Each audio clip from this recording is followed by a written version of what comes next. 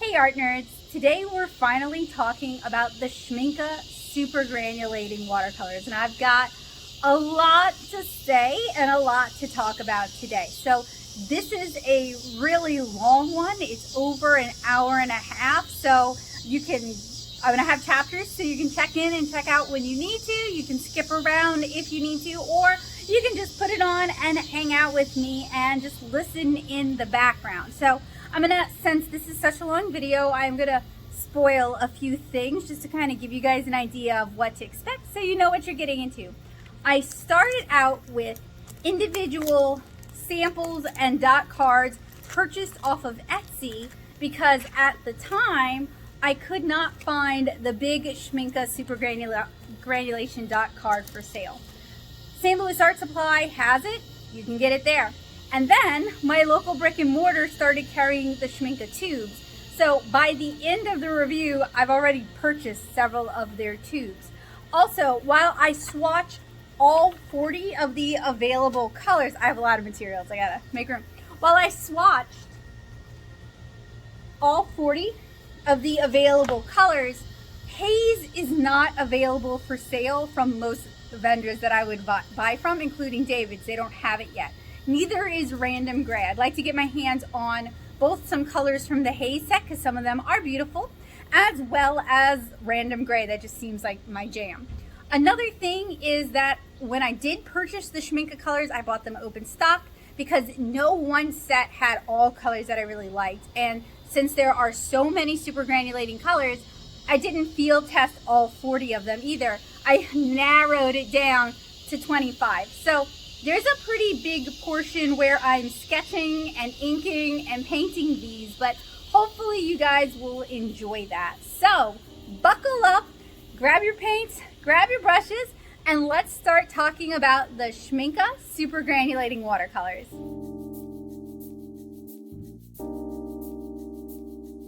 So we have some quarter pans and we've also got some dot cards that I found on Etsy. I also eventually, after I bought those, I also found the dot card on St. Louis Art Supply. So this is all 40 of their colors. So if you want to try this at home, this is actually what I would recommend you start with, and I will have a link for you guys down in the description below. So if you live in the greater New Orleans area, my favorite brick and mortar, David's Art Center, now carries Schmincke products, including the Supergrans. So if you're looking to purchase some tubes after you've swatched some tubes, that would be a great place to go, and you can support a local business, or you can ask them for one of their 8 color sample cards. I swatched this over on TikTok and in the shorts to give you guys an idea of what to expect from the super granulating watercolors. I have reviewed so many super granulating watercolors here on the channel, and I have a few more left to review. I'm waiting on the new Supervision ones to come in, and then I'm going to do a big super granulating showdown. So I hope you guys are as excited about that as I am. So we are going to be swatching 40 colors. I've got them here. Spoilers for you guys. Got a couple of packages from Etsy that I wanted to unbox and swatch with you guys. So I've talked a lot about the Schmincke granulating watercolors, and I've also talked a lot about how Schmincke is kind of expensive and there's no one around me that sells it. So even though I've been interested in the super granulating colors, it's not like I could, you know, pick out a few open stock. But Kabocha helped me find, and I want to hide my address, help me find a couple of vendors on Etsy who are selling the, I think these are the discontinued Desert, Volcano, and Shire colors, as well as somebody who is selling the now discontinued Schmincke dot cards. So even if I'm not buying, you know, the whole thing, we can see if these are any good. We can see if they're going to scratch that itch, and we can decide which colors might be worth investing in open stock. So here are the Dotcards. This is for Galaxy, Deep Sea, and Glacier. They also included a sample of what I assume to be a handmade watercolor. And these are from Eiley. I'll show you if I can on Etsy. There we go. And I bought the Dotcards they had. And then these samples in the quarter pans came from Meow Cafe Watercolor. So I look forward to kind of playing around with these, swatching them, and then if there's enough, doing a mini field test with these just to see if these are worth it, if these are something that we'd be interested in, and to maybe compare them to some of the other super granulating watercolors that we've talked about here on the channel before.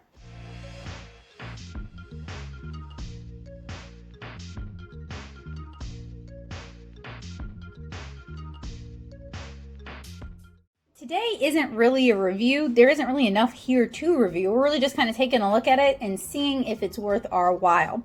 So I'm going to start by swatching, including the Dotcards. I'm going to do really tiny swatches with the Dotcards so that I still have some paint left to do the actual field test. Then we'll move on to our little quarter pans here, and then we'll move on to the field test. Today's swatches are going to be done on the Blick Studio cotton rag paper, so our standard cotton rag paper. And I'm going to be doing the swatches a little bit more like how I do the other super granulating watercolors. So these are the Paul Rubens Shiyun watercolors. So we're going to do where we like dip it into a lot of water, and then I'll do a mass tone swatch. And depending on how these handle, I may do what I do with the chameleon paints, which is to also do a version where I do kind of almost like a mass tone, and then I add water to create a bloom effect, just to encourage as much granulation as possible, and so we can really get a good idea for what we're dealing with. And before I dive too far into this, I just want to point out to you guys that I am a watercolor comic artist. I'm looking at this from the lens of a watercolor comic artist who would be using these for backgrounds. So I'm looking for something that works well as a special effects watercolor. Unlike some of the other artists here on YouTube, I'm not as concerned about light fastness, mainly because I'm going to be painting comic pages, and those are really designed to be scanned and then printed rather than originals that I then plan to sell. So just wanted to disclose that so that if you guys kind of jive with what I'm doing, if you do the same kind of work that I do or something very similar, you know that going in and you kind of know where I'm coming from.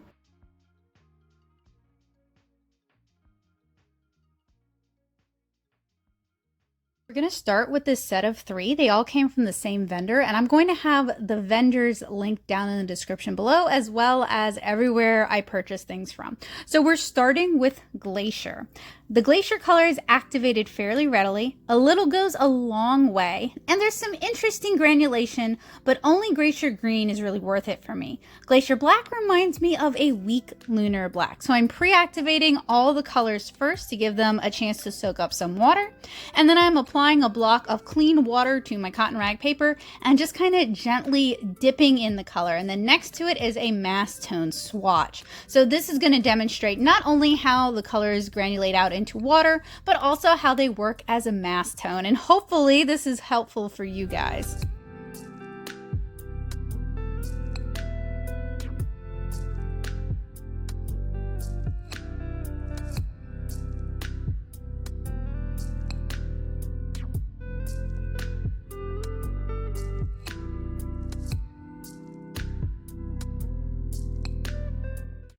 Next is Deep Sea, and I did have some difficulty activating Deep Sea Indigo. Deep Sea has some really pretty colors: Deep Sea Violet, Deep Sea Green, and even the black has a little bit of blue to it.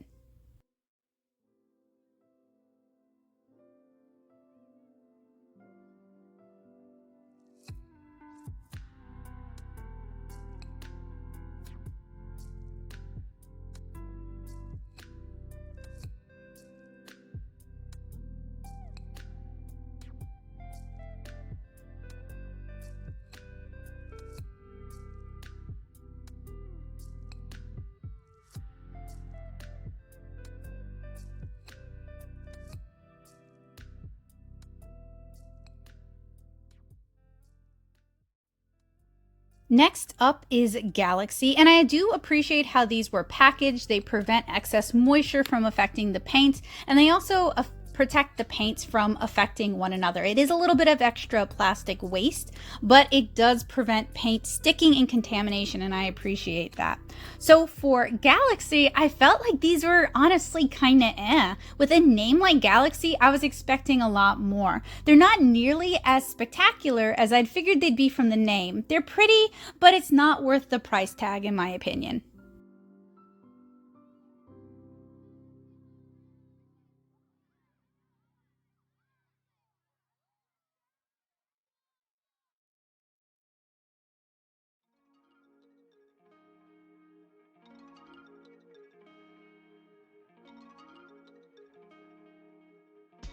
Here's all three of those sets next to their swatched colors. So next we're moving on to the quarter pan sets. You actually get enough where you could use these to watercolor if you wanted to without feeling the need to buy the whole tube. So I'm going to start with the desert colors, and the same thing is going to apply for these as applied to the other three sets. We're going to drip a little bit of water into them, give them a chance to soak up some of that water, and then start swatching. Now what I appreciate about this is the attention to detail. Not only do we get a quarter pan's worth of paint, but we also get the paints listed out with a printout of the original promotional graphic, and then the individual pans are labeled with their number, which makes them a little bit easier to use. They're held in place with a paint dot. My only complaint is that if you wanted to get all three sets into one holder, which would be a little bit more convenient, you're going to have to really work to pry them out. So the desert colors have some interesting granulation, particularly desert brown and desert green.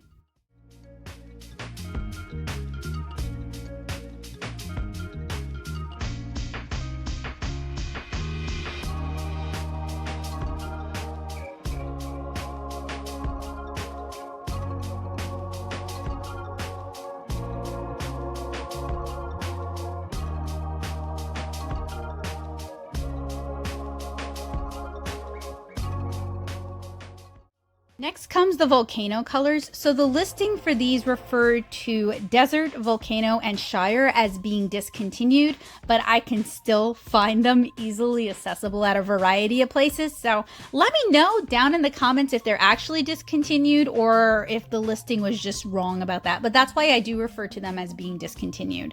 So for the Volcano colors, I couldn't really get Volcano Orange to activate at all.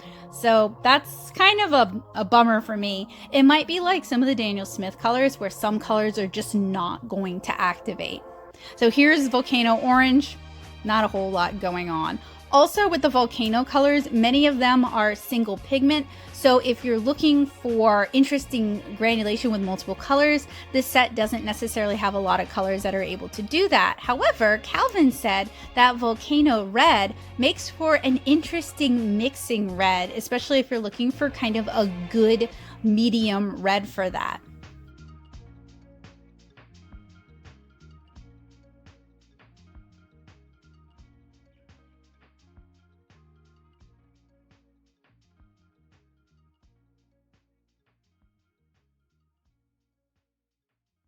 Finally, with this batch, we have the Shire colors, and these I found to be pretty but fairly light. There's not a lot of like really intense or exciting granulation, but if you do more natural painting, these could be a lot of fun, and they could add some visual interest to your grasses, to your meadowlands, to your shires.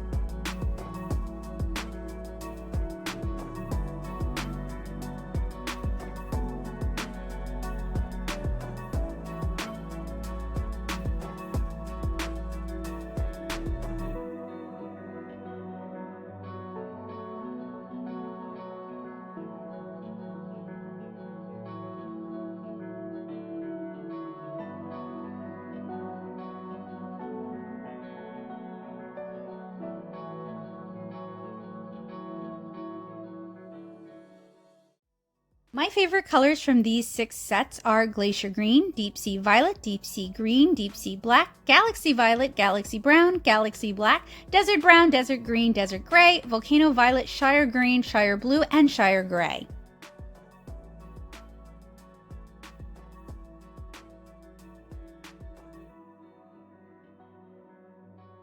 It's been a little while and I was really heartened by what I saw with these swatches. So I went back on Etsy and I found somebody who was selling swatch cards for the sets that I am missing. They did stick a little bit because this is Southeast Louisiana. So today I have Forest and Tundra. I would tell you who I ordered it from, but they sent it in a mailing envelope with my address on it, so I tossed that. So unfortunately, I'm gonna have to dig to tell you who sent me these. And then I'm also waiting for Haze to come in the mail. So I'm going to swatch Tundra and Forest for you guys today, and then come back and swatch Haze since it's from a different vendor. And that should almost catch me up with the newer Supergranulating stuff. I think I'm pretty caught up with the sadly no longer offered Desert, Volcano, and Shire. I don't think there's any more in this set, but I know they've released some new ones in this kind of set. So I have to keep doing some research, but hopefully this catches me up. And what's nice about these dot cards is that, well, we get very small dots, but at least we get the transparency information as well as the, the light fast information as well as the transparency information. And whether or not they're staining, which generally often ties into how transparent it is, but that's still pretty cool. These are some tiny dots, but they really were some of the cheaper dots over on Etsy, so I guess I shouldn't complain. So I ordered these dot cards from a separate vendor. So we're going to take a look at Tundra first. Same thing applies. I'm going to give them a little bit of water and allow them to activate. These came a few weeks later. I ordered them separately. So I apologize that the lighting is a little bit different. So for both Tundra and Forest, the dots are smaller from the seller, but it was also cheaper. I like that they included light fast, opacity, and granulation information on the cards as well. The cards were designed to swatch on the card, but I wanted all my swatches in one place so I could reference it when ordering tubes. And I'm really digging Tundra Orange, Tundra Pink, and Tundra Green. As well as, now that we're on the Forest card, Forest Brown and Forest Gray.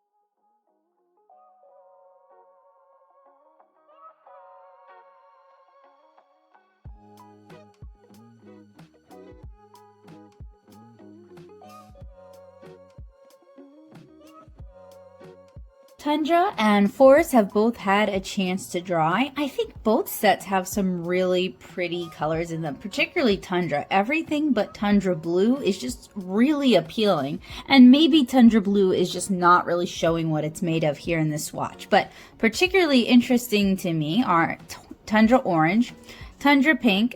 Tundra Violet kind of reminds me a little bit of some of what we're seeing elsewhere, where we have like an orange or a brown undercolor. It's not really violet enough for me. It seems like the base for Tundra for the most part might be, I don't know, like a PB29 sort of blue. So it's a little bit repetitive between Tundra Blue and Tundra Violet. And then for Forest, some of these don't have splits, like Forest Olive and Forest Green and Forest Blue don't seem to have a whole lot of split going on. It might not be showing up here, or they may have just gone for pigments that naturally granulate more than others. But Forest Brown is really pretty. You've got that green with a lighter kind of granulating brown underneath, or I'm sorry, staining brown underneath. And then Forest Gray, you have the staining brown with, ooh, it's some kind of gray. It's hard for me to tell though, but that's also very pretty, but kind of similar to Payne's Gray. You could probably easily mix something similar to this with a staining brown and PB29, so like ultramarine blue. So I'm just waiting for Haze to come in, and then we will have had a chance to swatch, if not all, most of them. Let me know if I'm missing a set, by the way, and I'll check it out. So supposedly Schmicnke has released another set, the Haze Colors, and I found Haze Colors samples on Etsy as well. They included this adorable typewritten note. Now, unfortunately for the Haze Colors, I can't find them in tubes in person, so maybe they haven't been distributed in the US yet.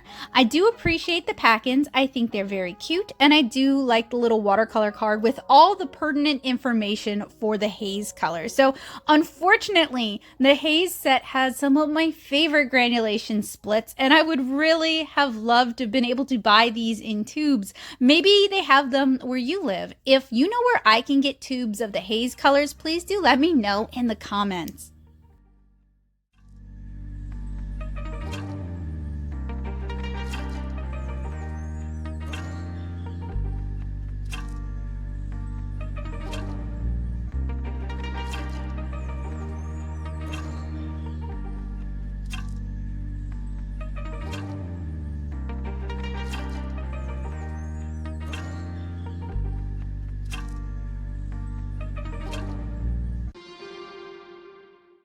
That about wraps up the Schmicnke samples that I purchased from various vendors on Etsy.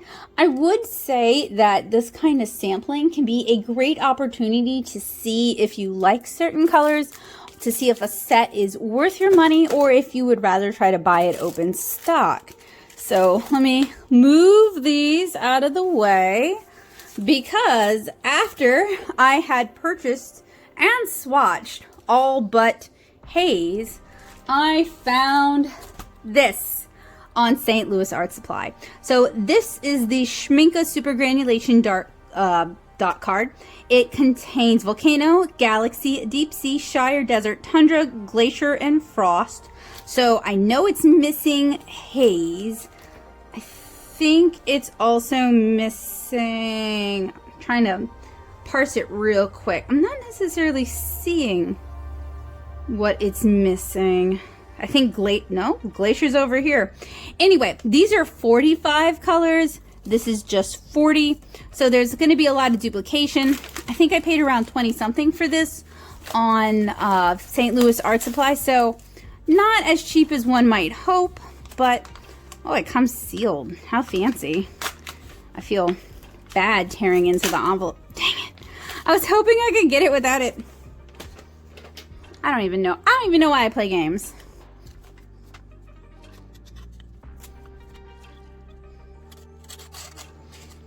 Come on. So you guys, whenever I try to do something in one shot, in one take, it always fights me. But if I'm not recording, I can, oh, it really tore. I can always get it. So just know that the struggle is apparently for you guys only. And here are our dots. So what they also come with a plastic protector, but the samples that I got on Etsy are at least as big as this and maybe even a little bit larger. So I'm going to hold on to this, and I am going to kind of reference back to this when we need our pigment information, when we need our light, fast, and opacity information, because while some distributors included that, some did not.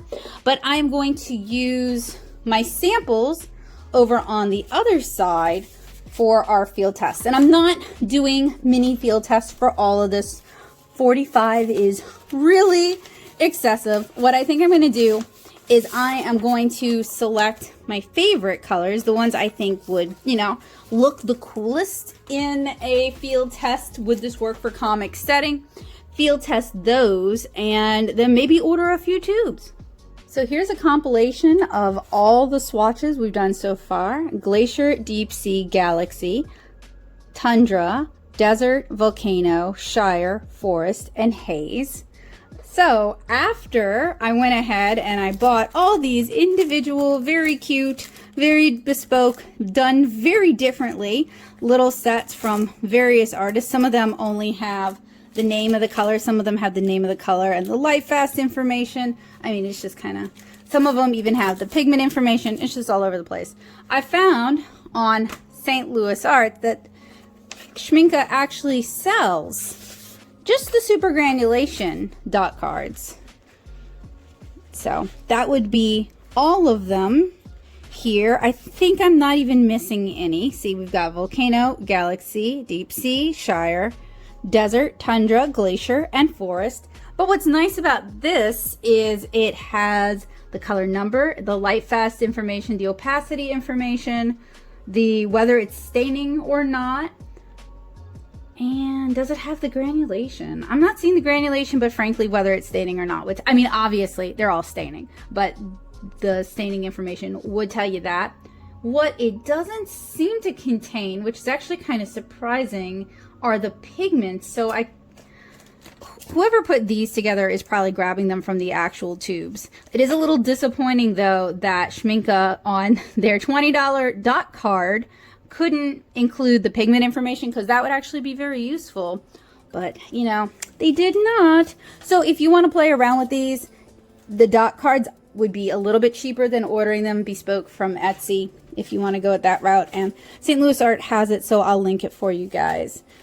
But I'm gonna hold on to this for a little while longer. Some of these dots are very tiny compared to some of the much more generous dots we're getting from some of these dot cards. So minus paying for shipping, getting them like this might be a better way. And then some of them are actually like those quarter pans, so you do get a fair amount of paint. But the individual tubes themselves are still pretty pricey, 13 to 15 and up. That's a lot of money to invest, so that's why the dot cards or the dot samples are really helpful, because it kind of gives you a chance to figure out what colors you like before you invest in a bunch and you decide that, you know, some of them are not for you.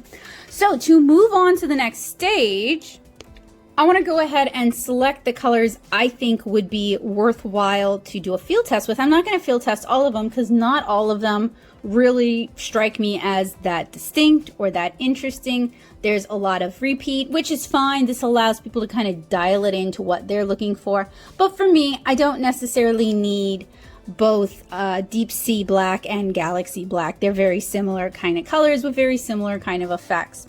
And if you're not sure what I mean by field test, if you're new here, hi, welcome. I'm Becca. I am a watercolor comic artist, and I paint the watercolor comic 7-inch Cara. So pretty much all of the reviews that I do here on the channel are either aimed at helping me be a better art teacher and have better supplies for my students to use and better things that I can recommend for them to use, or it's all geared towards my watercolor comic art and the pursuit of watercolor for comics. And it would really mean the world to me if you would check 7-inch Cara out. You can learn more about 7-inch Cara here. 7-inch Cara is an epic adventure told at the micro scale. Following the adventures of 7-inch tall Cara, Cara explores the wider world around her, where even a blade of grass towers above her head. In her search to explore the world, she makes friends with a human the size of a giant and gets to ride a black kitten. If you enjoy charming tales similar to Studio Ghibli, I think you'll enjoy 7-inch Cara. I'm not going to paint an entire comic page with these as backgrounds just to see if it would work for me. What I do instead is I have these little watercolor rounds. These are from the Paul Rubens Shiyun field tests, so I tested both sets. And basically draw Cara in a variety of outfits or a variety of expressions. It kind of just depends on what I feel like doing for that particular set. This is all Mori Key and cottagecore inspired, since 7-inch Cara is kind of Mori Key and cottagecore in aesthetic. And it just gives me a chance to use that color at its full effect as a granulating color to see how well it works for very simple backgrounds. Because believe it or not, when you're painting a watercolor comic, not every single panel is going to have the most elaborate background. Sometimes you just need to give a hint or an impression of the environment or the time of day or the mood. And these are really helpful in allowing me to determine how well those colors will actually work in a comic setting. after all that swatching, it's time for us to finally begin the field test. And a little bit of a spoiler, I ended up with 25 of these little cookies that I sketched, inked, erased, scanned, did the background color, and did I scan that? No, I did not scan that. And then I batch painted everything to kind of represent how it might look as a comic panel, because my end use for these is primarily as like atmospheric or emotional panels for 7-inch Cara. That's kind of what drew me into these fun, moody, super granulating watercolors to begin with, was like, how useful are these for comics? So hopefully this field test will be helpful for you guys. As you probably know from watching my super granulation field test reviews, I kind of enjoy using that weird Maritini paper for my tests. I like the round format, it's a lot of fun, and it really invites a lot of granulation and a lot of play, and it works well as a test to see if those will work well for comics. Now I have some of the Schmincke Supergranulating samples that I'd like to try out for you guys, but I can't find that Maritini paper anymore. So what I decided to do instead of buying it pre-cut, I decided to get the largest punch I could find. Now you actually make one bigger than this at 4 inches, but that one is perpetually sold out, and make my own rounds, and that way I can use whatever watercolor paper I want. So this is part of the Schmincke field test. It's about the right size. It might be a little bit smaller than the rounds, but I don't think it's going to make a big difference. This is a Bira craft punch, and I got this on Amazon. If you're interested in working in the round format yourself and you want to try this, I'll have a link to this down in the description below. So this is my punch. Has a containment unit on the bottom. It is just a big old metal punch.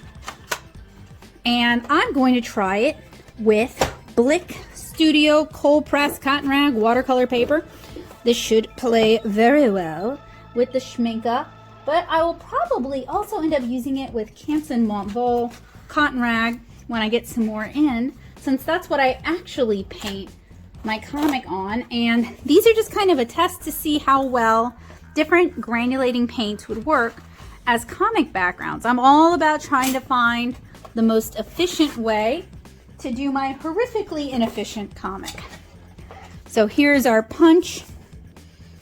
I don't know why they don't make them where you can see where you're putting it in, because like I always have to flip it over and then flip it over again, and I mean, considering this is cotton rag paper, I definitely want to get as many. Oh, y'all heard that, but it works. It punches, so that's good. I'm hoping this will save me money and time later on, because I can cut my own circles to use for these fun little field tests.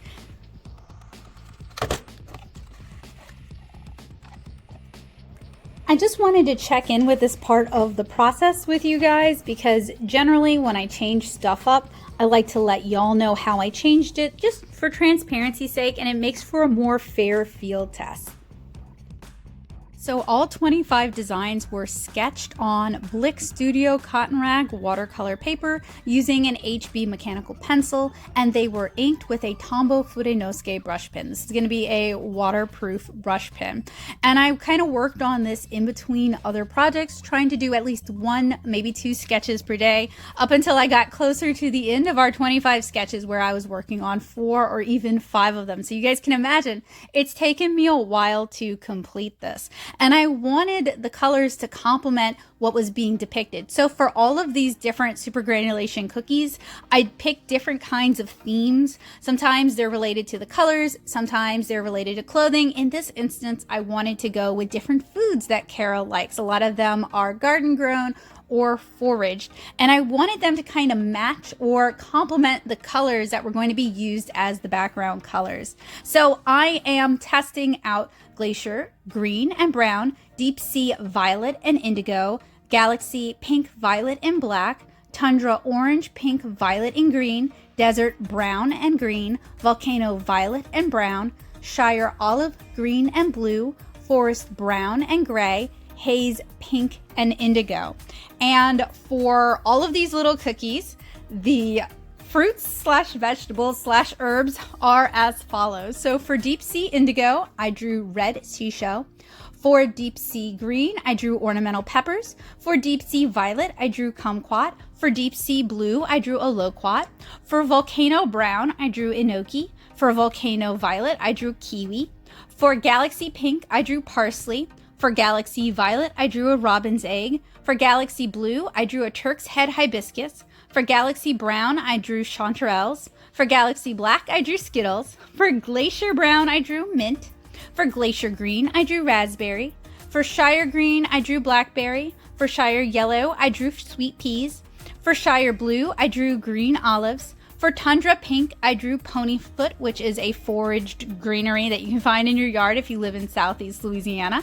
For Tundra Orange, I drew basil. For Tundra Violet, I drew dandelion. For Tundra Green, I drew rose hips. For Desert Green, I drew watermelon. For Desert Brown, I drew prickly pear. For Haze Pink, I drew muscadine. For Haze Indigo, I drew capers. For Forest Brown, I drew cranberries. So that's a lot of drawing, and most of these were drawn using reference because I like to be able to give an accurate depiction. And each of these sketches took around 6 minutes to sketch and then another 6 minutes to ink. And I waited until I finished all of the sketches to erase the line arts, and I scanned them. So I need to share those with my patrons and include those in the Kara coloring book that I'm working on. It took a while to finish all these, but I really kind of enjoy these like daily drawing prompt-esque things. So if you guys are familiar with Lilliputian living, you might see a trend here where I like drawing lists of things and I like drawing sets of things. All 25 of these could almost be a monthly challenge in and of themselves. But since I'm really interested in gardening and foraging, this kind of unites several of my interests in one place. So I had a lot of fun researching this and doing this. And I will have all of the lists down in the description below, as well as the materials that I've used for this. And if they're not in the description, they'll be in the full show notes. So make sure you check that out.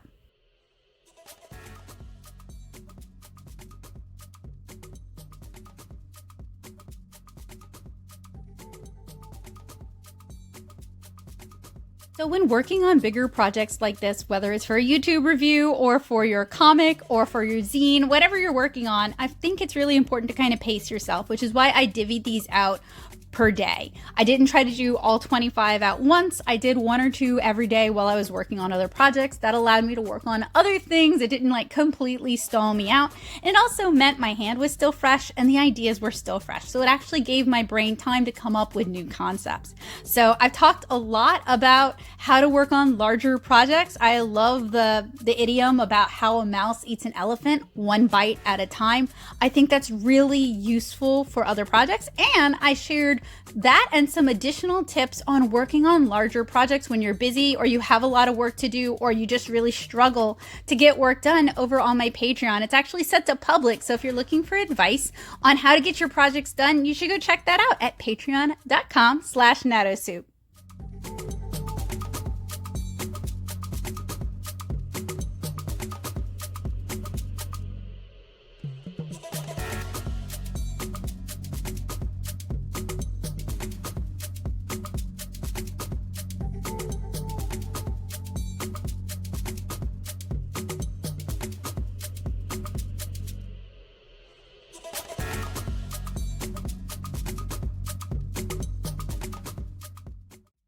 So I ended up with 25 of these little cookies. That is a lot of colors to test, but there were a lot of colors that I thought were pretty promising in the Schmincke Supergranulation line, and I had the dots anyway, so I thought it would be fun to do a few of them and then decide from there which ones really worked for me.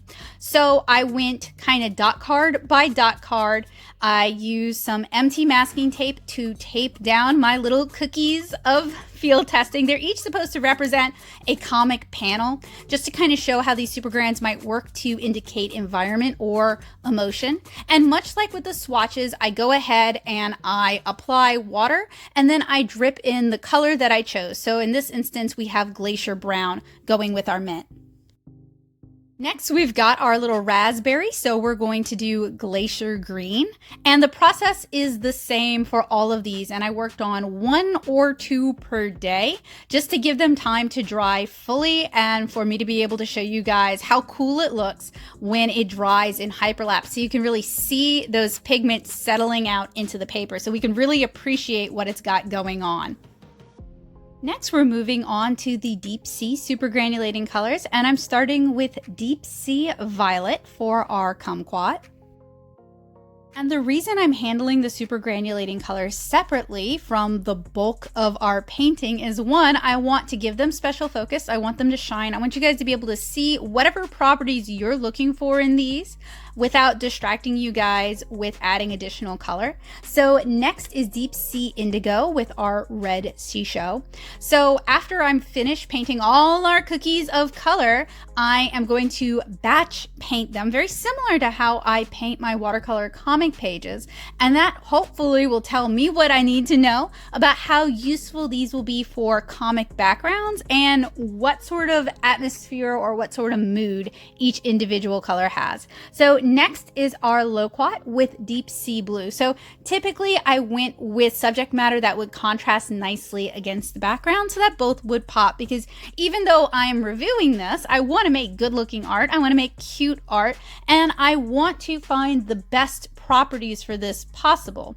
So next up is our ornamental peppers with Deep Sea Green.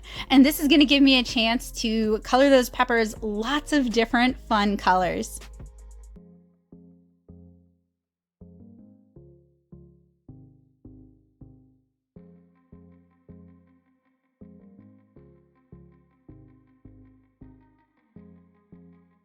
So we've moved on to the Galaxy family next. And even though I complained a lot about Galaxy not impressing me as much as I thought it would, there's still a lot of colors I want to try out in Galaxy. So we're starting with Parsley. So we're applying some Galaxy Pink.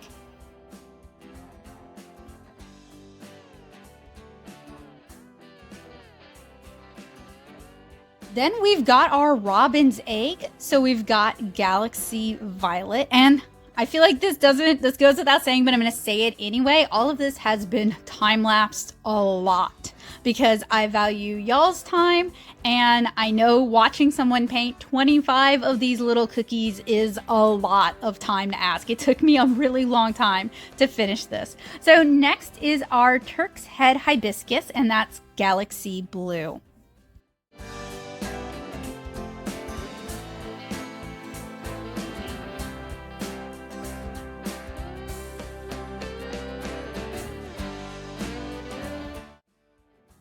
Then our Chanterelle with Galaxy Brown.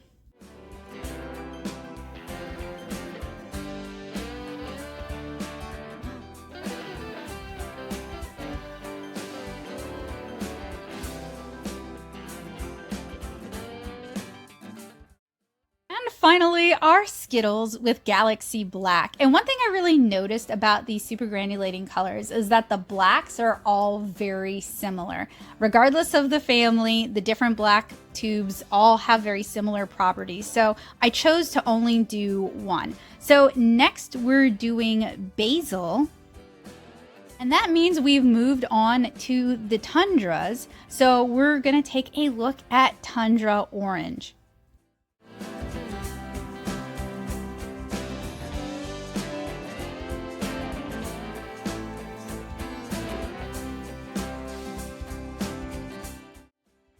Then we have Ponyfoot with Tundra Pink.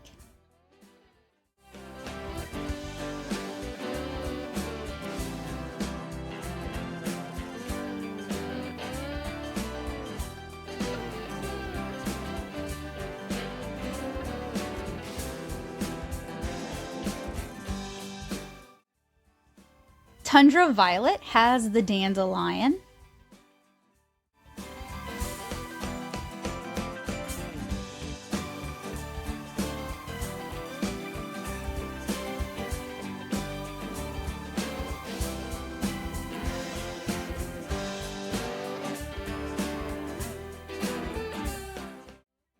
Tundra Green has the rose hips, and that's going to wrap us up for the Tundra family.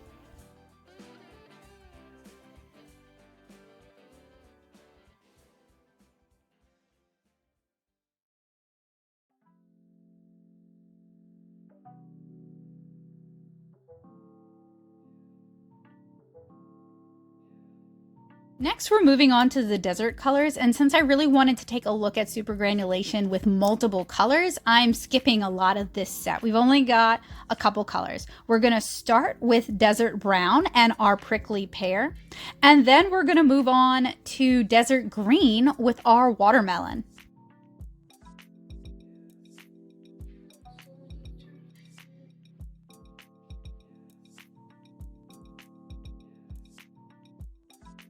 Volcano colors basically fall into the same category. Not a lot of these have multiple color granulation splits. So we are taking a look at Volcano Brown and Volcano Violet. We're starting with Volcano Violet with our kiwi.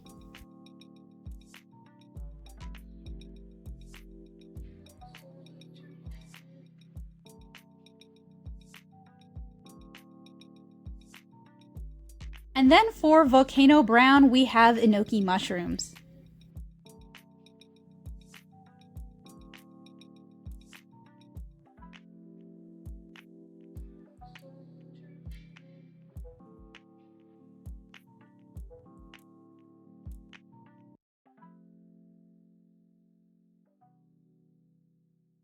The Shire set has a few more multicolor supergranulation splits, so we're taking a look at olive green,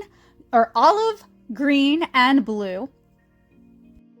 For Shire Green, we have a blackberry, and I apologize for my camera fritzing out on y'all.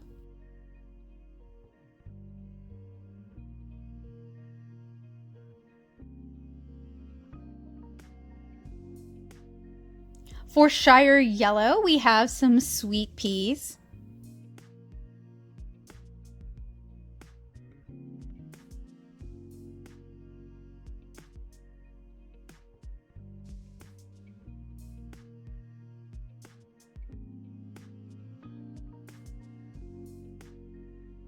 And for Shire Blue, we have some fresh green olives, and Kara also has an olive flower in her hair, just to kind of say, like, these are fresh olives.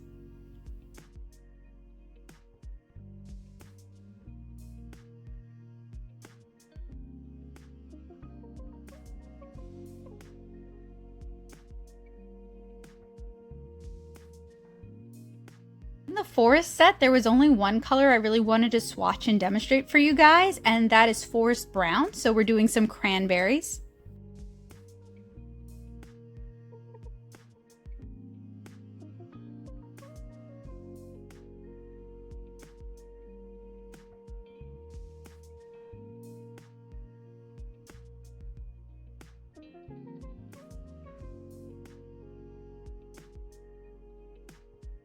For the Haze set, we're doing two colors. We're doing Haze Pink and Haze Indigo. We're starting with Haze Pink, and we're doing a muscadine. And muscadine have such beautiful color ranges of greens and reds and purples.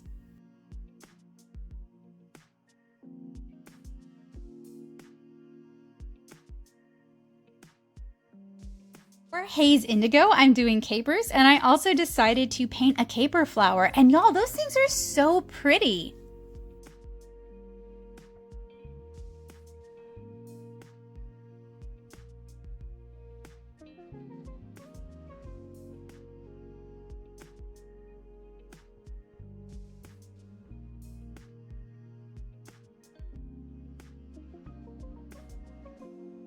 So now we've got 25 half-painted little cookies. These kind of demonstrate the colors and the granulations that I liked out of the Schmicnke set. So the next step is to work on batch painting, and this is quite an endeavor. 25 of these is a lot. I tried to do all of them on one big sheet of gator board, and after getting past the skin tones and the hair, I just found that too big an endeavor. So I did all of the like shared colors at one time. So that's skin tone, that's hair, that's blush, that's shading. And then I broke them up into individual groups to work on painting the clothing. And that helped a lot. That actually made things go a lot faster, because when you're working this large, you're working around the camera. And as you guys can see, I wasn't entirely successful in working around the camera. I tried to stay out of the camera as much as I could, but I was not super successful. So I try a lot of different things when I'm doing these sort of larger batch paintings, different methods of recording and different methods of sharing it with you guys. Since I've been doing so many field tests with the super granulating colors, I didn't want to spend a lot of time on the actual batch painting aspect of it, because I've talked about that a lot, and it's honestly pretty straightforward. It's not the most interesting painting process. It's mostly a lot of just glazes and getting the color onto the paper. If you're interested though in learning more about watercolor, I've got a watercolor crash course that I think you guys will really enjoy. I talk about various aspects of watercolor in a very approachable, down-to-earth way. I've got a lot of paint along exercises, demonstrations, and tutorials that I think will help you guys out a lot. And I also have the Stash Busters series, where we take scraps of our watercolor paper, so kind of similar to these little cookies here, and they're all about bookmark or postcard size, and I show you how to use those scraps to make beautiful postcards and beautiful bookmarks that don't really require a lot of draftsmanship skills. So if you've always loved watercolor and you enjoy coloring and you'd like to just enjoy the properties of watercolor and not really stress out about having to be able to draw or not drawing as well as you'd like to be able to draw, I've got the Stash Busters series to kind of help you just enjoy the paints that you've got and enjoy the moment and hopefully use your stash.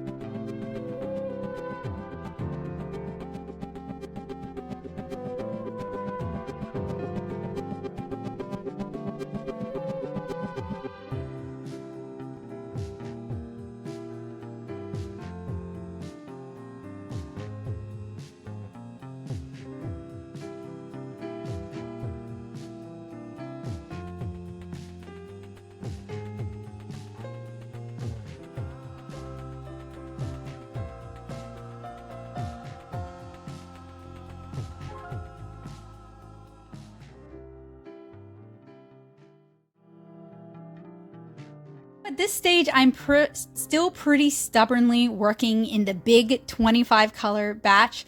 I'm doing it row by row and painting the individual foraged goods, whether they are plants, mushrooms, eggs, or flowers. And then while those dry, I can start working on the next row. And this is really kind of the secret to creating a lot of watercolor stuff in one go, is working in batch and working on the next thing while you wait for the last thing to dry. But it's difficult to do this to this scale on camera because, as I said, there's a lot of working around the camera and I had to stand for the whole of this. So next time I would definitely break it up into smaller batches and just work with that. It would be a lot easier. I thought this would be more interesting to watch, but as I'm rewatching it, I'm like, oh no, I should have broken it up into batches. And much like with the initial applying the background colors, this has been time-lapsed multiple times. I rendered it the first time ×8, and then I rendered it again ×4. So that's puts us at 32, right? I'm really bad at figuring out time-lapse scales, but I didn't necessarily want this video to go on for 6 hours. It's already almost 2 hours, which is pretty long, but I did want to include this part because as a comic artist, using these for background panels or using these to add emotion or visual interest is what I'm looking for. It's what I'm testing. It's what I'm specifically bringing to the table as an art supply reviewer, my experience as a watercolor comic artist. So I wanted to replicate using these for panels and using these on a page fairly close. The little cookies themselves are not necessarily indicative of a page, but they are kind of indicative of individual panels. And this also creates a fairly easy reference for me so that I can select colors to represent different things. So it makes it a little bit easier. So this is where I got smart and started breaking things down so that I could paint Kara's individual outfits. So for this, I went for like a flutter sleeve kind of theme. The clothing theme wasn't really that big of a deal. It was more about the different foods, but picking a clothing theme can also make it easier when you're drawing a bunch of something like this so that you're not constantly Googling different outfits and Googling different reference. And even though I am a cartoony comic artist with an anime aesthetic to my art style, I do work from reference pretty heavily just to add that little element of realism. So, you know, it looks like I know what I'm doing. As I work through each batch, I return them to the Gator board for safekeeping because when I'm going to apply the white gouache and final details, I'm going to do that in batch as well. So for me, the Schmicnke are just really pastel. There isn't like a lot of super vibrant color, especially compared to some of the bolder splits I've seen. These are supposed to be much more light fast than the Supervision Supergranulating paints. So if you're painting for display, like you're painting art to put up in a house or to sell, these can be a way to get those interesting granulation splits without worrying about the colors dying on you, fading out too fast. The fact that these are all pretty pastel doesn't mean I don't like them. I do. Sometimes you need those soft fairy tale mood colors. When picking colors to field test, I picked the ones I felt were going to be the most unique or interesting. While these do deliver the granulation without that staining property that some of the other brands have, and honestly, that's probably the dye-based part of the equation. So without that staining to set it off, it's much harder to appreciate the granulation. The effect is much softer.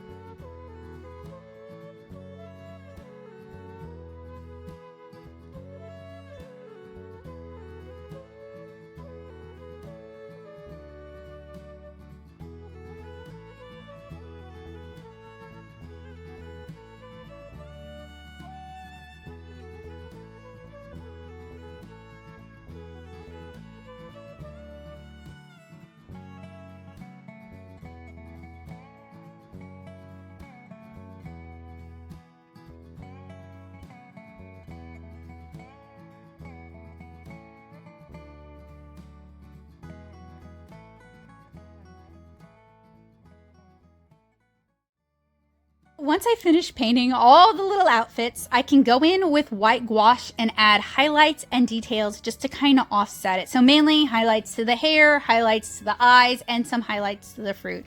I'm also going to use a little bit of watercolor pencil just to further refine a few things, but I'm not looking to like 100% hone or perfect any of these. These are not like a standalone illustration. They're a field test that works well as a cohesive whole, if that makes sense. Also, they're tiny, so you don't want to spend too much time fussing over them. And once they've dried, I can remove them from their gator board support and we can move on with our review.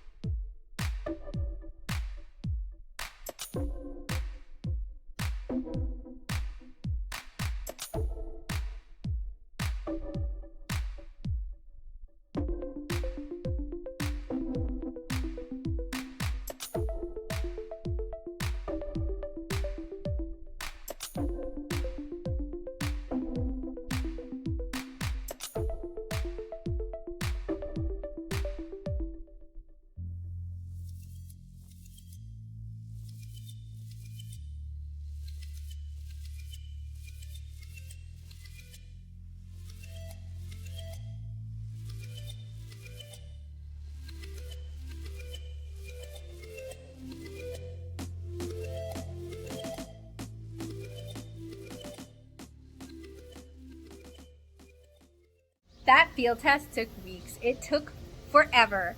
So I am really glad that we are done with that. So next, I want to talk to you guys about the Dotcards. I want to talk to you guys about the sample I got at David's, and I want to talk to you guys about this informational booklet because I actually learned a lot from their promo material, and I wish I had easy access to more companies' promo materials because you can learn a lot about their products and they don't always put that stuff online. So hopefully all of this is helpful for you guys. We are also going to put some of those Schmicnke paints into some hat pans and see how well they reconstitute. It took just about forever, but I have now field tested 25 of the 40-ish Schmincke Supergranulating watercolors, and as you can see, we have a lot of field tests. So my complaint with these is that they are really pastel, especially compared to some of the bolder splits I've seen from other companies. These are supposed to be much more light fast than Supervision, so if you're painting for display, this can be a way to get those interesting granulation splits without worrying about colors dying on you very quickly. So on that note, here are some of my Supervision splits. And some of these are also Daniel Smith splits as well. So you can see we've got some really, really bright colors going on here. But the problem with these is the way we're getting that like color split. This is a Daniel Smith, so I'll set it aside. Also a Daniel Smith, is that one of the colors is granulating and the other is staining, and it is probably staining through the use of a dye rather than through the use of something that would be a bit more light fast. That's one of the Paul Rubens. That's also one of the Paul Rubens. That's also one of the Paul Rubens. That's also one of the Paul Rubens. I'm trying to pull out just the, I think that is a Supervision, just the Supervision ones. I think that's a Paul Rubens right now. I'm pretty sure that's a Paul Rubens. Just to show you guys.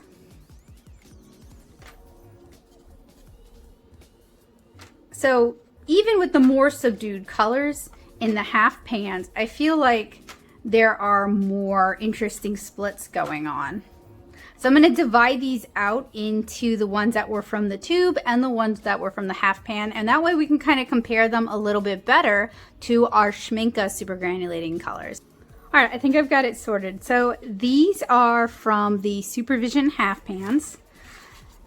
These are from the Supervision tubes. These are from the Paul Rubens Supergranulating, but not the Shiyun. I'll grab the Shiyun in a minute. And then these are just 3 of the Daniel Smith that I field tested this way, but Daniel Smith has a lot of supergranulating colors.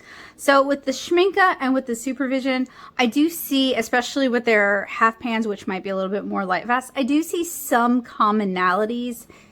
They're not like one-to-one. I feel like Supervision is probably using cheaper manufacturing methods in order to achieve similar goals. Schmincke, though, is really pretty expensive.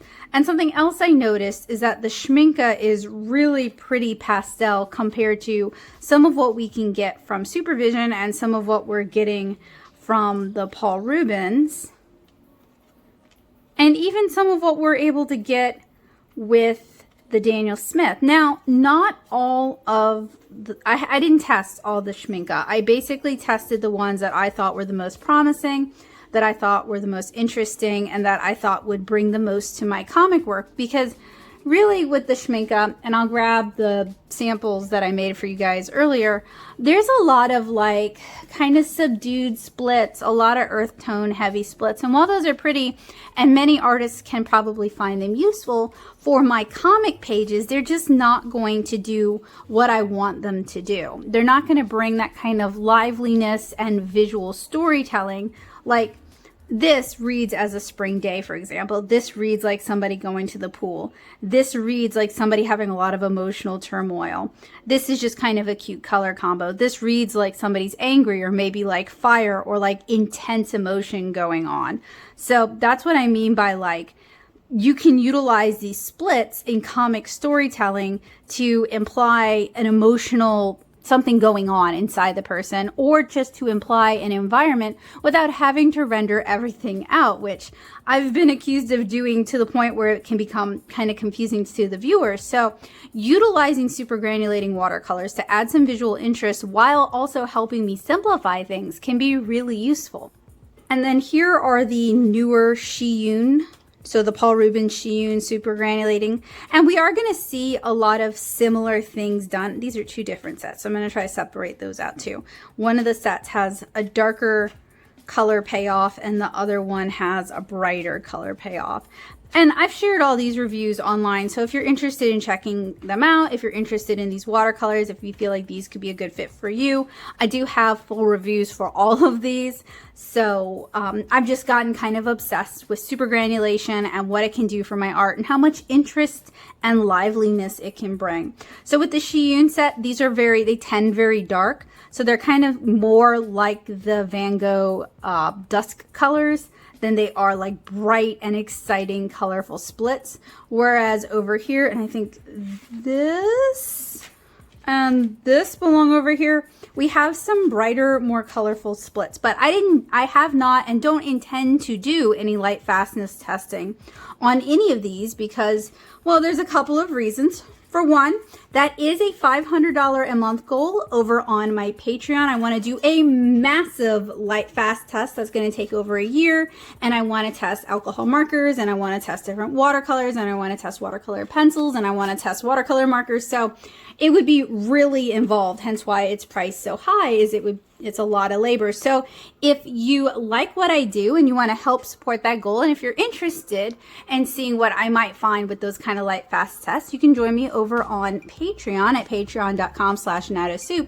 But also, my use case for this is very different from some of the other artists here on YouTube. I want these for comic pages. I want these for my comic 7-inch Cara, so that's why I painted like 100 tiny Caras, and that's why it's kind of compact. It's kind of meant to replicate how I might handle it for a comic panel.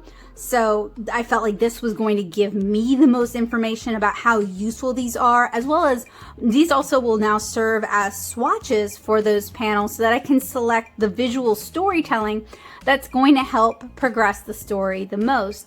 So I didn't want to replicate what other people are doing because my use case is very different.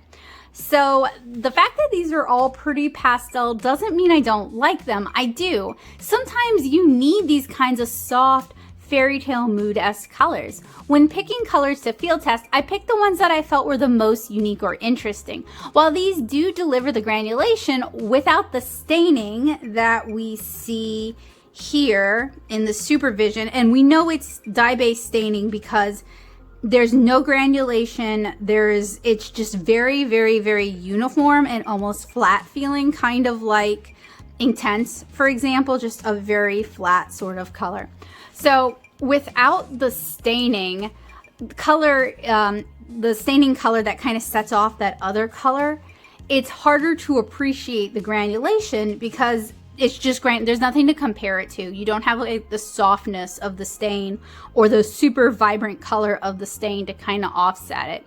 But that said, these are going to be way more light fast than these Supervision colors. But again, my use case, that's not really an issue. That's not really something that I'm super worried about. While I do bring my comic pages with me when I'm doing shows, and I love showing them to people and having them in a portfolio that people can flip through, my end goal isn't to sell the comic pages, it's to sell the comic. So just having the comic pages with me already helps towards that goal. And I don't have them up in my house. Maybe I ought to, but there's other art of mine that I would prefer to have on display that's painted with things that are a little bit more light fast. And generally, when I'm painting comic pages, I do work with light fast professional grade watercolors, but I thought adding some fun super granulating colors to help with the storytelling would be a great way to not only make what I do easier and quicker, but to add some liveliness and to add in something that frankly watercolor does really well and is very difficult to replicate with digital techniques. It's one of those things that only physical media watercolor really does successfully. So that's definitely something I think is exciting and I wanted to bring to the table with my comics. So it would really mean a lot to me if you guys took the time to read 7-inch Cara. You can read it as a webcomic for free at 7inchcara.com, or you can order volume 1 and volume 2 through the Natto shop at nattosoup.com/shop. I'll have links down in the description below. So here are the swatches for most of the sets. We have Glacier, Deep Sea, Galaxy, Tundra, Desert, Volcano, Shire, Forest, and Haze. We don't have Random Gray.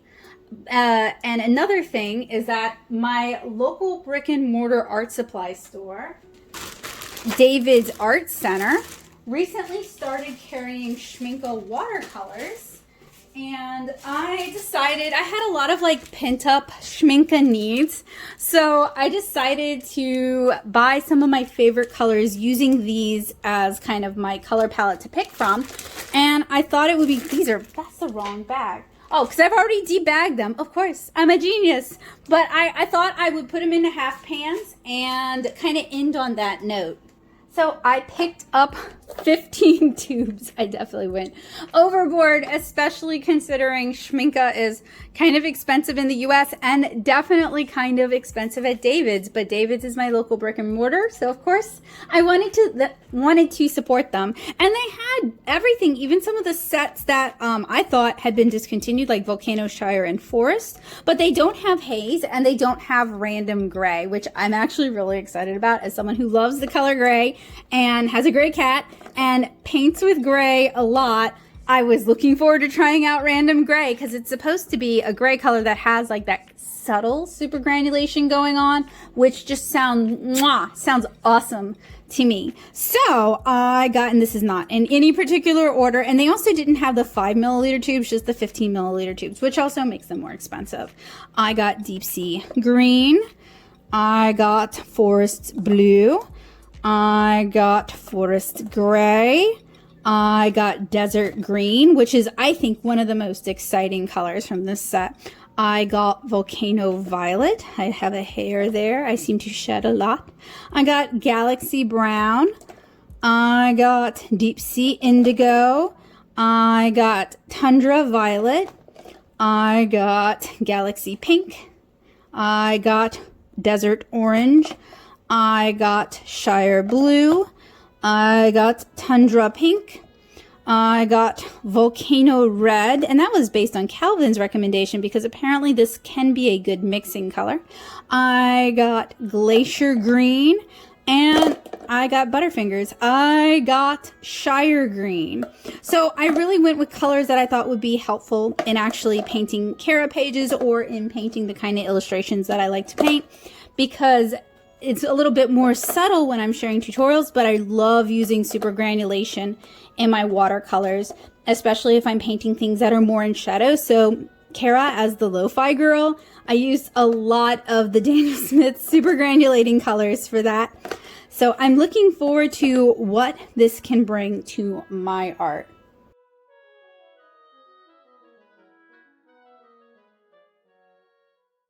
So generally, I prefer to work from half pans that have been dried out rather than working from the tubes themselves. I find that I end up with less wasted paint and less cat hair in my paint. So I assume that these will reactivate because the Dotcards reactivated without any issue. And just typically in the past when working with Schmincke watercolors, I haven't really had any issues. And a little bit of spoiler, I do allow these to dry fully and then swatch them, and I didn't have any reactivation problems. So at least based on these colors here, you shouldn't have any problems with being able to reactivate these. You should be able to put them in half pans and then use them from there.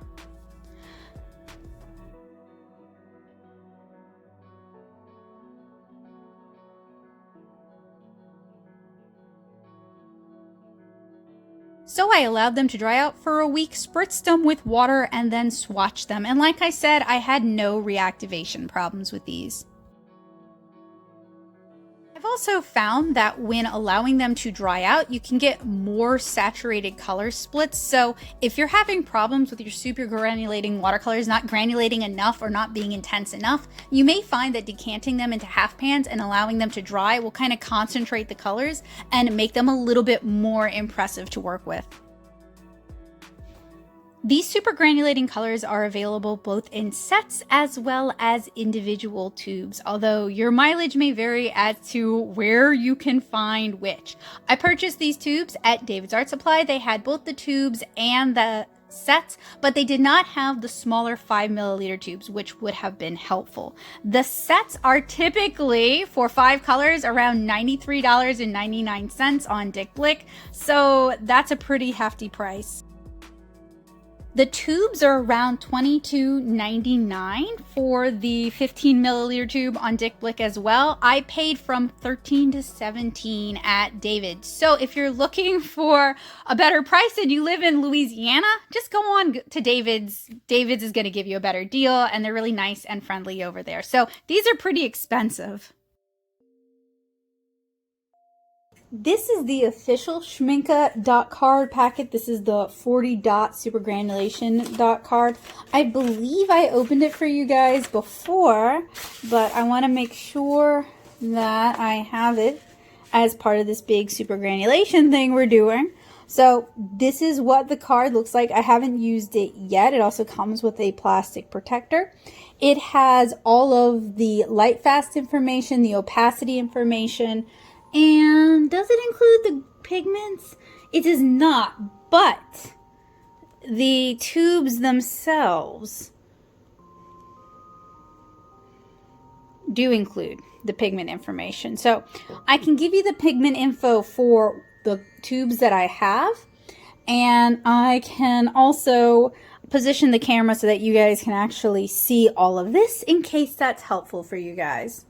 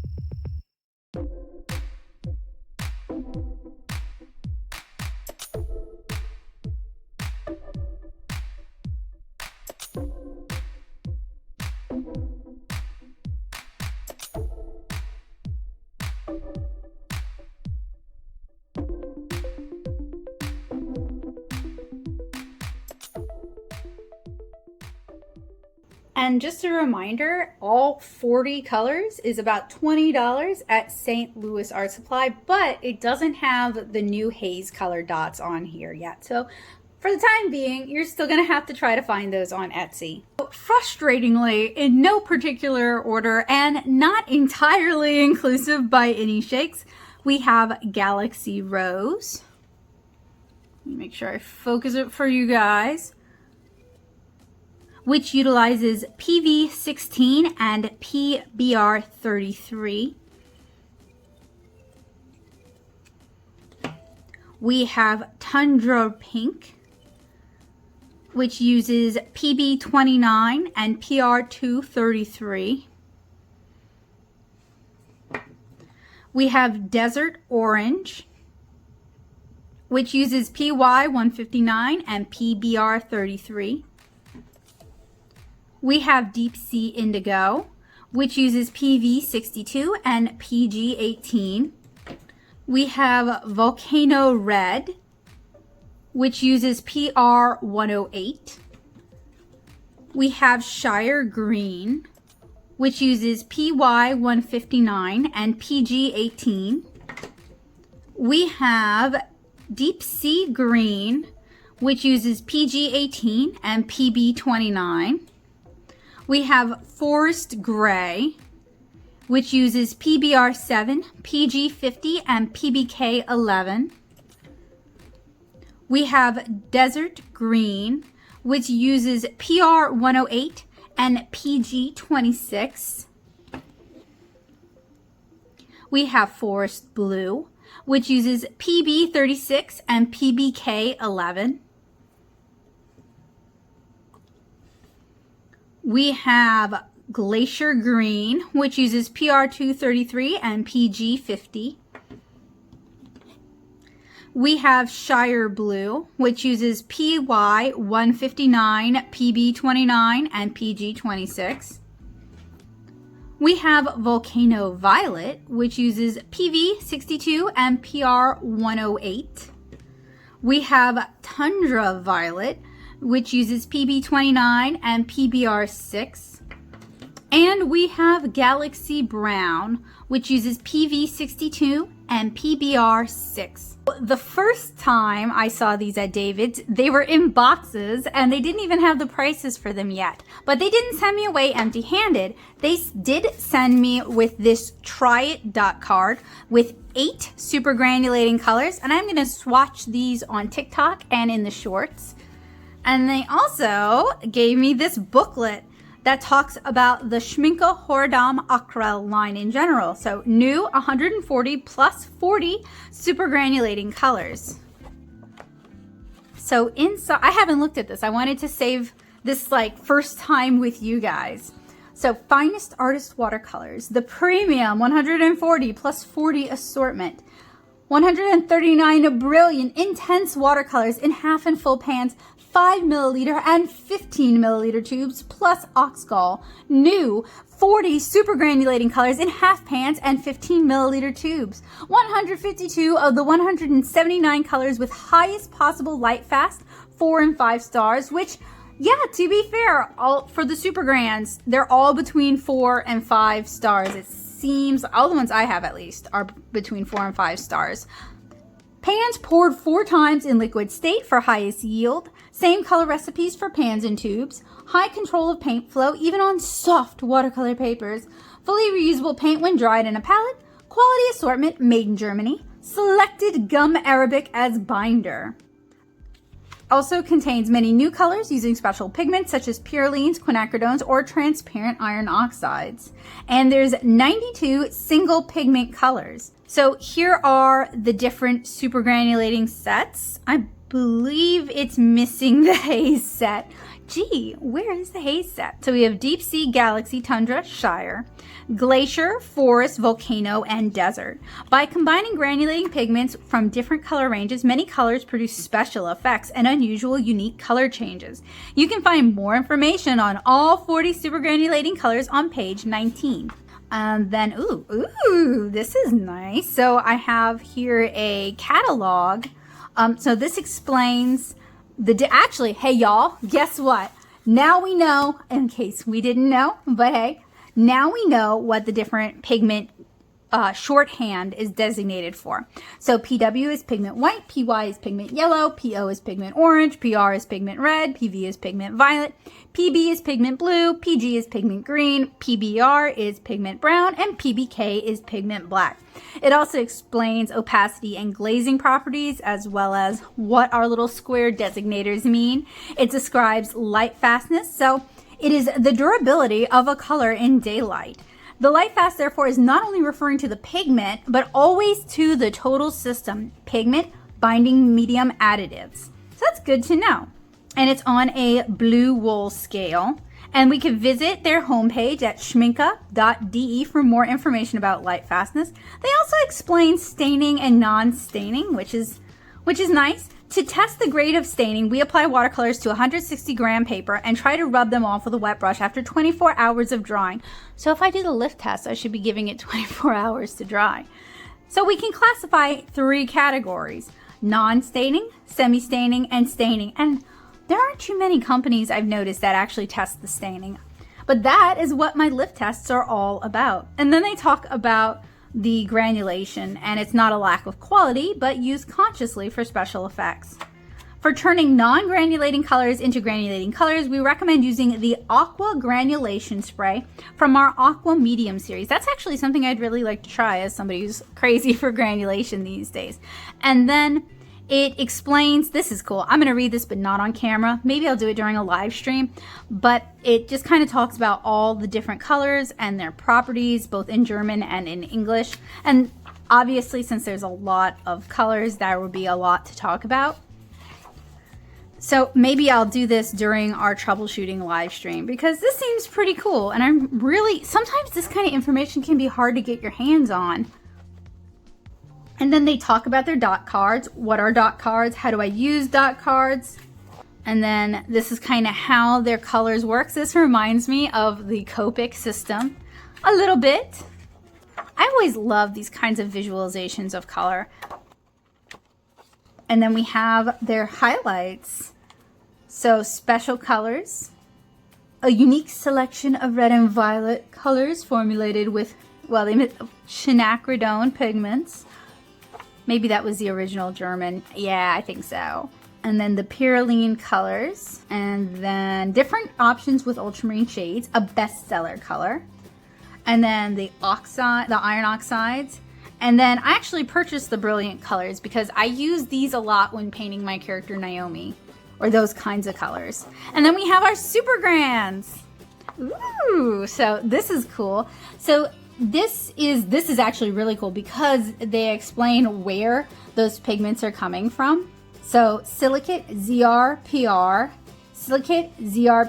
cadmium sulfoselenide, apatite, cadmium sulfoselenide, black iron oxide, silicate, ZRPR, I assume ZR is zircon maybe? Not sure what PR is, let me know. And earth pigment, well that's not surprising. Silicate and then spinel. Cadmium sulfoselenide, black iron oxide, so that's our PBK11, I recognize that one.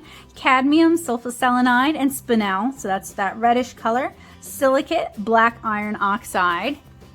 This is really cool because often you have to dig a little harder to find out what minerals are generating what pigments. So it's kind of, if you enjoy geology and geography, well, mostly geology, then this would be a really interesting section. Then manganese ammonium phosphate and spinel, silicate ultramarine blue, spinel ultramarine blue, apatite iron oxide, black iron oxide, and ultramarine blue. So you could replicate these at home. Even just having the pigment designations would help. Silicate, earth pigment, and earth pigment. Ultramarine blue and silicate. Ultramarine blue and iron oxide. Ultramarine blue and earth pigment. Iron oxide and spinel. Ultramarine blue and spinel. Apatite, hydrated chromium oxide. Spinel, manganese, ammonium phosphate, and ultramarine blue. Hydrated chromium oxide and ultramarine blue. Black iron oxide, phenakite, and spinel. Ultramarine blue and spinel. Spinel, manganese, ammonium phosphate. Silicate, spinel. So it's different types of spinel will give you different kinds of colors, it looks like. Iron oxide and spinel. Black iron oxide and spinel. Silicate and apatite. Silicate and spinel, silicate and hydrated chromium oxide, silicate, ultramarine blue and spinel, silicate, phenakite and black iron oxide, hydrated chromium oxide, earth pigment and earth pigment, spinel and more spinel, spinel and black iron oxide, spinel and two earth pigments, earth pigment, spinel and black iron oxide. And then I guess it's talking about different primers that they have. Masking fluids, different additives to modify how your paint handles, like improving flow, or to increase granulation, or to increase water resistance. And finishing varnish. They have a varnish for watercolors. Now, I have to say, I've never tried varnishing my watercolors. I know that's a thing some folks do. I've never had that opportunity, so that's kind of neat. I'd be a little nervous about it, but you know, It's still out there for people who want it. And then they have their different sets, including the granulating colors or the super granulating colors. And then the super granulating colors in the nice wooden boxes. So that was cool. And I look forward to swatching this over on TikTok and in my shorts. So what's my verdict on the Schmincke Supergranulating Watercolors that everybody seems to love? I like them, but they are very expensive. And depending on what kind of art you make and what kind of color saturation and impact you're looking for, these might not really have what you had in mind. So hopefully today's review showed you guys how they might work, how they might look with your art. In my personal opinion, I have love in my heart for all of the super granulating colors, even the ones with some significant flaws, but the $22.99 price tag on Dick Blick is a lot to get over, and it's really challenging to overlook the fact that these tubes are like twice as expensive as the Paul Rubens Shiyun or the Supervision, but they're going to be more light fast. So if you are painting art for display, that might be worth it for you.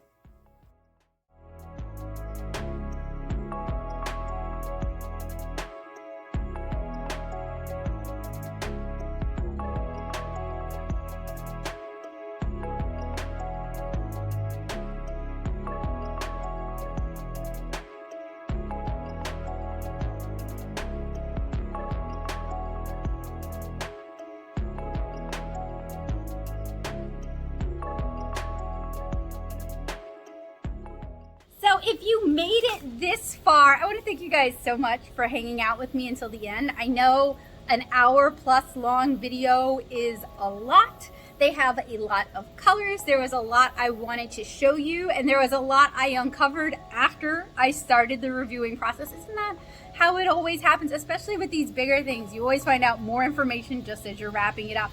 So I want to thank you guys for hanging out with me until the end. If you found this helpful, useful, and informative, I sure hope you will tell your friends. The cicadas already are. So I have here 25 colorful little cookies. And I have the paints dried in a palette. They are ready for when I start painting chapter 9. As I mentioned earlier, I have a lot of super granulating watercolors, and I have some more coming. So once I get a chance to review the newer Supervision Super Granulating colors, I'm really excited about those because they look like they have some multicolor splits. I would love to do a big super granulation showdown and talk to you guys about the pros and the cons of different brands and the qualities that they have. So if that sounds like something you would be interested in seeing, let me know down in the comments below. I also have not reviewed the Maritini Super Granulating. I don't have a problem with Maritini. It's just more like an expense thing. That's why I'm kind of on the fence. They seem kind of similar to some of the other colors I already have.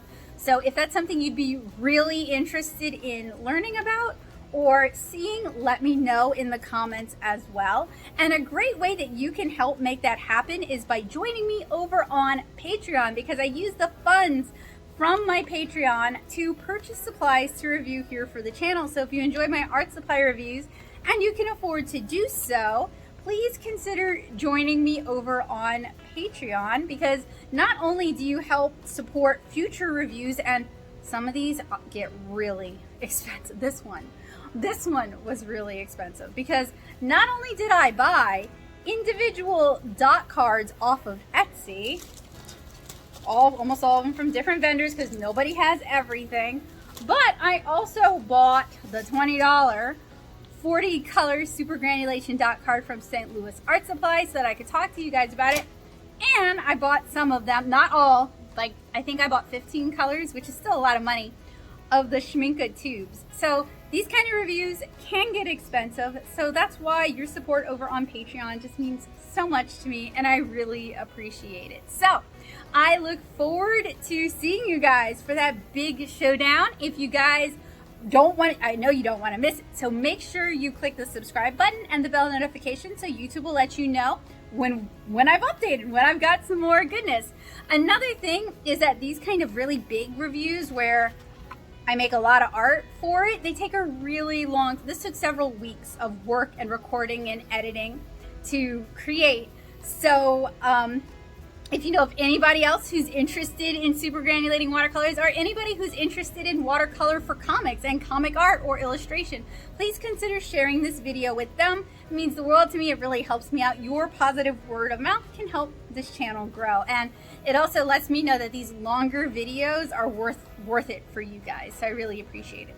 So in my opinion, I can see why people like the Schmincke Supergrans, particularly because of the light fastness.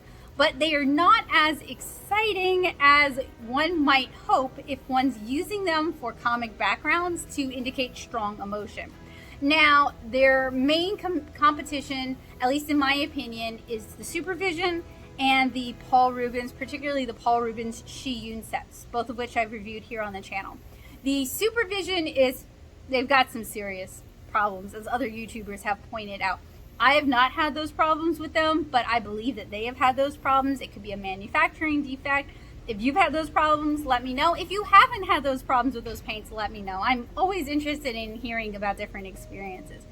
Now, for me, the Supervision colors do enough interesting, weird things that they are fun for comic use, but I would not necessarily use them in art that I planned on selling unless I had already talked to the commissioner, the person commissioning that illustration, and they wanted that and they were aware of the shortcomings, because when you're buying art, you want to be able to display it, and if it's going to fade in 6 months, that's not great. You know, I don't expect my art to last 100 years. That's not really my goal. I do art for reproduction, so I would love it if the books would last for 100 years. I would love it if people were still reading 7-inch Kara 100 years from now. If I could be like Beatrix Potter in that regard, that would be really cool.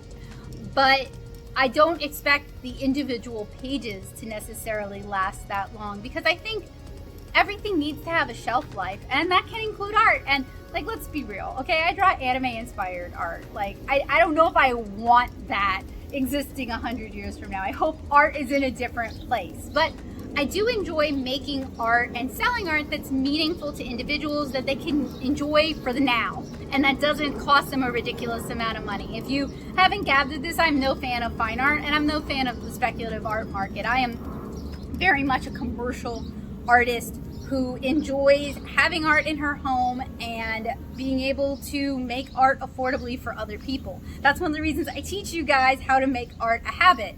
So for me, the light fast issues are not as glaring as they might be for someone with different art goals. So the Schmincke watercolors are going, theoretically, they should stand the test of time. They should be made with more light fast materials. I'm not going to do light fast testing for them. That's not really what I do here. But if that's something you'd be interested in seeing in the future, that is one of my Patreon goals, doing a massive light fastness test. So you could join me over there and help make that happen. But for the time being, I'm not interested in doing light fast testing, although I've got some big, beautiful windows that would be great for it.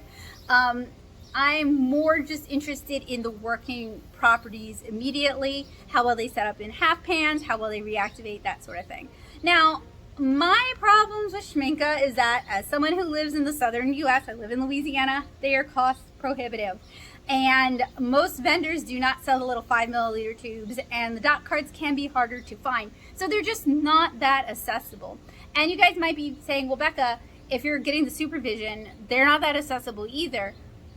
They don't cost as much, and they're about as accessible for me. So especially up, like, if we're not counting when David started carrying the tubes, they're about as accessible. And they're fun. I think they're fun. I think they're a novelty, and often they cost half as much. The Maritini tubes, though, are getting closer to the Schmincke price, which is where it gets kind of hard to justify spending that kind of money for something I've never messed with. I've never played with Maritini watercolors. They're on my one-day list, but I haven't gotten there yet. So I can see the appeal. I don't think you need all 40 colors by a long shot. And I really recommend, if you're interested in these, go ahead and get the 40 Dotcards, swatch them, and then select the colors you really love that really do some interesting things for you that you're not seeing in other brands. So Daniel Smith also makes a lot of super granulating colors, and I've swatched a few for you guys here on the channel, but I haven't swatched everything they have for you guys, and maybe I'll talk about that in the big super granulation showdown. I will talk about that in the big super granulation showdown. But where I live, Daniel Smith is cheaper than Schmicnke, and you can often get the smaller tubes. So there are a lot of colors that Daniel Smith also does. So if you don't have a problem with Daniel Smith, I know they've had some bad press in the past. Take all that with a grain of salt, because most of these companies have fibbed about something at some point and another. Nobody's hands are totally clean. Then you might be able to get the Daniel Smith version for cheaper and be happier with it. Like, I really like Undersea Green, and there's several colors that I'm looking down. You guys can't see, but I'm looking down at my swatch sheet, and there's several colors that are very similar to Undersea Green. So you might be able to get away with just Undersea Green or Cascade Green or Imperial Violet and get the smaller tube and not spend as much money. So it really kind of depends on how much you're willing to spend, how accessible Schmicnke is for you. Like if you live in Germany, it's probably way more accessible than Daniel Smith is for you, so that would make it a better investment. And I would recommend being picky choosy about what colors you get, because they have a lot of colors and Schmicnke is kind of expensive, and I don't even know if they do the Supergrans in the 5 milliliter tubes, because they didn't have that at David's, and I haven't actually seen like on Jerry's or Jackson's. I'm sorry, not Jerry's, Dick Blick or Jackson's or St. Louis Art Supply. I haven't seen the Supergrans in those smaller tubes. So they just might not be doing that, and that does make it more expensive, because you're buying a big tube for something that you might rarely use, only use for special effects, or that you might not like. So my problem with Schmicnke is always how price prohibitive they are. And usually I'm a big advocate of spending more money and buying nicer art supplies, but I'm not entirely convinced that Schmicnke is that much better than Daniel Smith. But if you feel that way, if you are a die-hard Schmicnke fan, let me know, sound off in the comments. So I want to thank you guys so much for hanging out with me. I'm super impressed that you made it to the end. I don't know about you guys, I love putting on longer YouTube videos as I'm going to sleep, and sometimes I will watch the same videos several times over the course of the week and just start at different segments, like the last point that I remembered. So hopefully I didn't wake you up, but that I don't mind longer videos because I think they're good company, but I know not everybody has the time or the attention span for that. So I will probably talk about this in a 30-second art supply review, which it seems like an awful shame to cram all of this down into 30 seconds, but by gum, I'll do it for you guys. So thank you guys so much for joining me today. Another little plug for 7-inch Kara. If you guys are interested in my art and you want to check it out, you can read it for free at 7inchkara.com as a webcomic, or you can buy the Dead Tree format, Volume 1 and Volume 2, through the Natto Shop. So if that sounds like a comic you would love, or you know someone who would love it, I hope you guys will check it out. So I hope today was helpful, useful, and informative for you guys. Hopefully I was able to answer some of your questions in the hour-plus long time I spent drawing and painting and swatching and reading the book. And hopefully I'll see you guys soon. Once more, big thanks to my awesome patrons on Patreon. You guys make videos, definitely videos like this one, possible. Thank you guys so much. So I hope you guys have a wonderful day. Bye guys!